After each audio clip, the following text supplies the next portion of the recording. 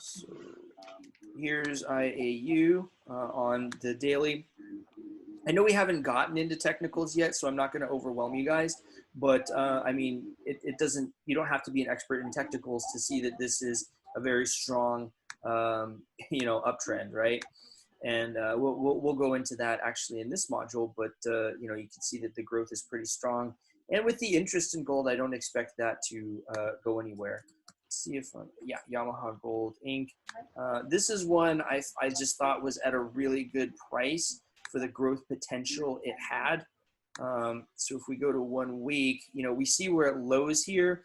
Obviously, the risk is that this company is going to file for bankruptcy, but I figured the risk reward here. I think I bought in right around $3.80 when I bought this. So if we use our tool here, do some Fibonacci's real quick. Again, don't fret if you don't understand what that is quite yet, because very soon you will. So even if it does a 50% retracement, that's like a come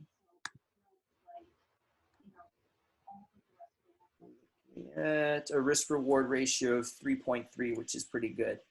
Okay, so this is just another investment that I entered.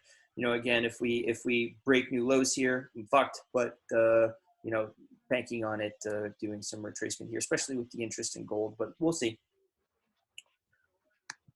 And I believe, you see when there's a trading view breaks it down when you have a dividend and when you have a earnings.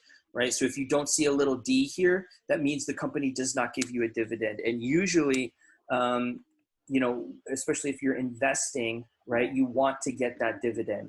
A dividend is when the company pays you a share of their profits. Okay, which is nice. They don't have to do that.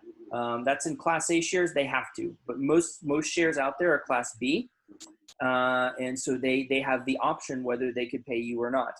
Facebook doesn't pay you, for example. A lot of the banks don't, but sometimes the funds, like the ETFs, they will, and sometimes companies like this, they will as well. So just keep that in mind when you're looking for something to invest in.